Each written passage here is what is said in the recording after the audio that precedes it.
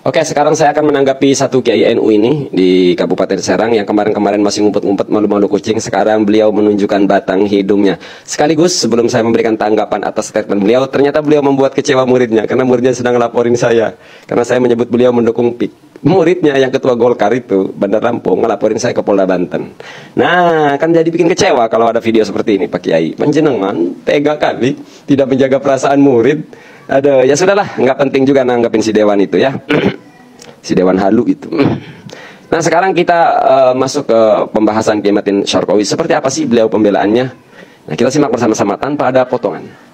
Karena memang sejatinya pembangunan di dunia ini ya nggak mungkin terabaikan. Ya. Sulit logika yang menolak pembangunan, apapun itu. Ya, soal positif dan negatif dalam pembangunan itu pasti ada, ada. Tinggal pertimbangan semuanya itu kembali kepada pertama bahwa di negara ini punya aturan-aturan. Ya, betul. Sejauh peraturan itu ditempuh, prosedurnya baik, pinter. Ya, lalu apa yang jadi persoalannya? Betul. Yang kedua, satu aja dulu Pak Kiai. Yang pertama begini Pak Kiai Matin, ini materi lama, pembelaan lama yang sudah sering saya bantah. Tapi karena Anda munculin video baru, jadi saya berikan tanggapan baru. Begini Kiai Matin, pembangunan itu tadinya tidak ada, maka pertimbangannya justru mestinya darul mafasid muqaddam ala jalbil masolih. Ini kan kaedah Kiai NU banget. Dan kaedah inilah yang dipakai oleh Kiai NU juga ketika menolak khilafah. Wis cukup Pancasila. Khilafah itu memang baik. Kan sama saja itu. Pembangunan itu memang baik. Kan itu, khilafah itu memang baik. Tapi kalau diterapkan di negara Indonesia berpotensi membubarkan NKRI. Dengan alasan itulah darul mafasid.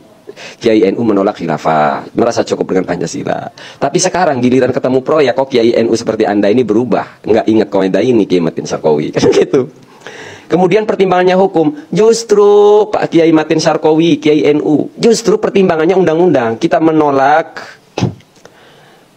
PIK itu, demo berjilid-jilid itu, pertimbangannya karena caranya yang nggak benar. Gitu ya. Dan pelanggaran-pelanggaran itu banyak. Cuma permasalahannya Anda di Kota Serang, kami di pesisir utara. Kami melihat kezaliman, Anda tidak melihat. Anda mungkin ketemunya sama investor. Gitu loh. Jadi aneh Kiai NU yang satu ini.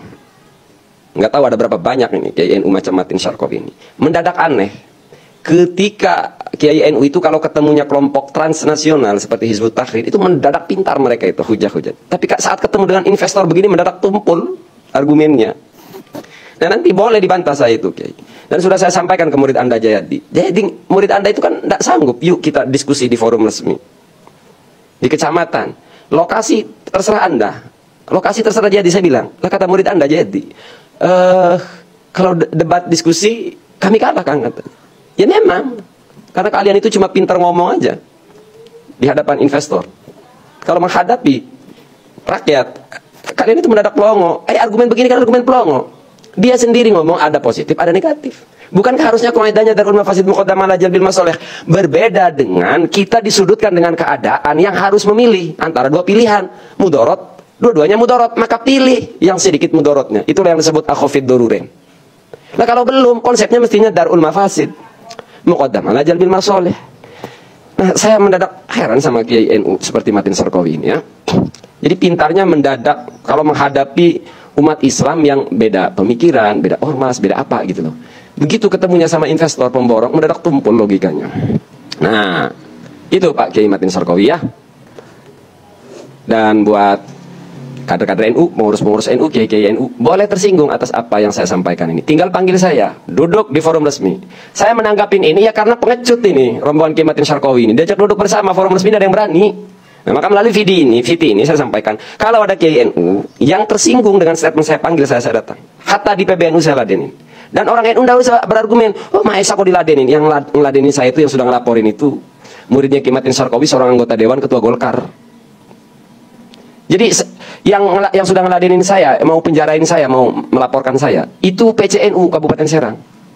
Jadi kalian sudah ngeladenin, tapi kalian takut sama rakyat memang. Yang kedua terakhir nih buat pengurus NU, maka kalian jangan sekali-kali ya ke depan jangan ada klaim di Banten mayoritas NU. Jangan pernah mengklaim tahlilan maulidan itu jasa NU. Ya, tahlilan Maulidan dan lain sebagainya itu amalia umat Islam di Nusantara. NU sama di situ. Silakan. NU tahlilan. Tapi yang tahlilan bukan tentu NU. Nih Kiai NU macam-macam Sarkawi, macam Kiai Said. Kami tahlilan, Maulidan. Kami bukan NU. Catat itu ya.